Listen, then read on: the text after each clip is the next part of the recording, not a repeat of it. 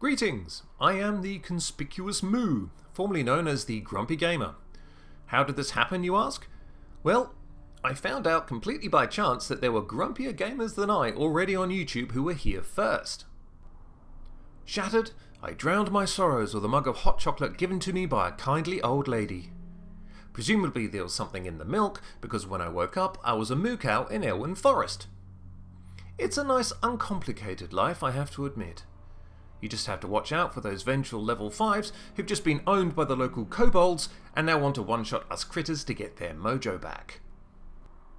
In any case, I am unchanged in mind and outlook at least, and there is no shortage of grumpiness today. So, let us begin.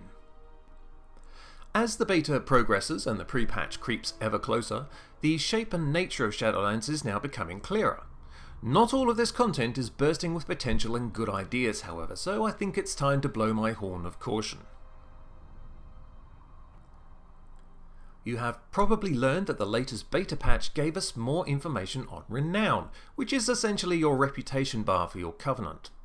There will be 40 levels to traverse in order to max out said Renown, and the progress of your Soulbind trees is directly tied to your Renown level. In addition to this, you don't get to choose your first Soulbind, and the other two are unlocked as you progress through the campaign. Now, I have to admit that I was rather surprised when Covenants was announced as the big ticket system, because historically these grand designs have had at best very patchy outcomes for Blizzard and players alike. These treadmills of busy work really got started with the now infamous Garrison system from Warlords of Draenor, a self-contained, largely lonely experience where you mined, fished, crafted, herbed, mission tabled, and even auction housed your way through the game. Before this monstrosity was foisted upon us, players were largely free to go and do what they pleased out in the open world, but now we had chores to do first. The sheer amount of work that was put into the garrison also left precious little time and resources to go and add other things like, content. Thus, the whole expansion was cut short, and we try not to talk about Warlords of Draenor at the dinner table. Now you would have thought that this first misadventure would have sown the seeds of doubt in the designers. Perhaps the systems of Warcraft were better kept in the background, essential for the game to run smoothly, but not overt. You'd barely know that they were there. Nope!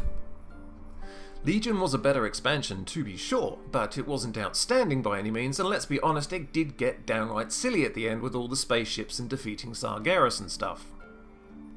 But in their wisdom, Blizzard decided to go with more big-ticket systems, and again with mixed results.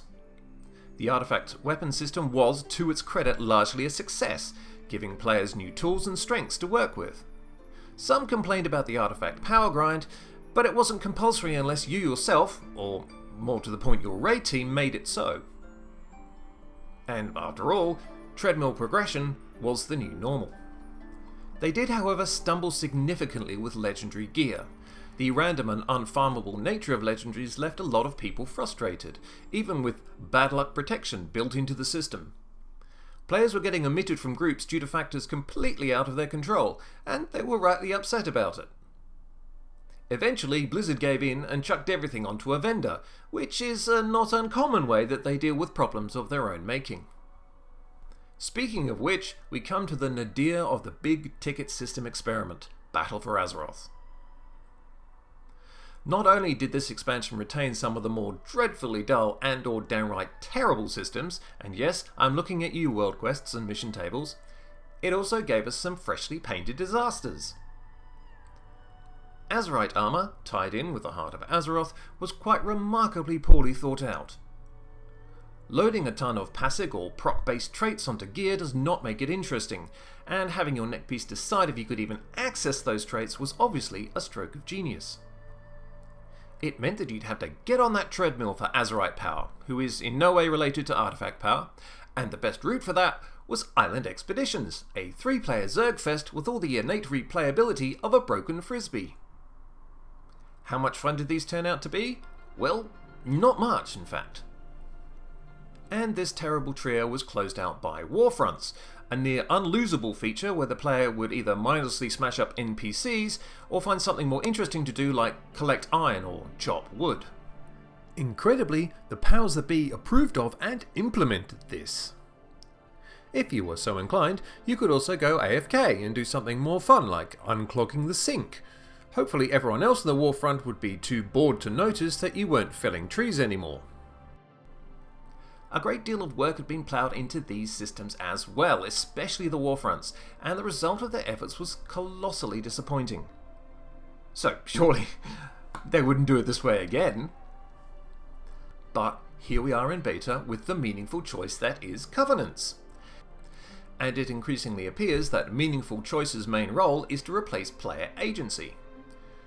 You can't choose the soulbind you want to start with, as previously mentioned. Stuff near, I want to start with Dreamweaver. Did you want to change the configuration of your soulbind? Week-long cooldown, sorry! And if you were interested in maximising renown as soon as possible to get all the benefits of that, the mount, the armor sets, the improved world quest rewards, and crucially unlocking your soulbinds to their full potential, you can't. It's capped weekly. How much time is it going to take to get to the end of the renown treadmill? Nobody knows for sure.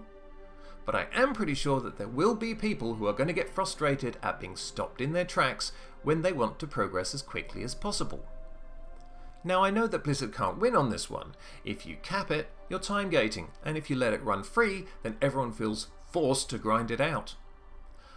I personally, however, prefer the choice to be available, or the player agency route. But at the end of the day, it's Blizzard Entertainment who have come up with this and not us, and so it's their problem to solve. The most confronting thing about Covenant design, however, remains the class abilities tied to each. Players are going to be torn between the Covenant they like, because of the aesthetics and characters, the Covenant they want, because it has their favourite class ability, and the Covenant they need because their inclusion in group content depends upon it. I fear that there won't be that many cases where all three of these align into the one Covenant, which means you're going to have an undercurrent of player discontent rumbling all the way through Shadowlands.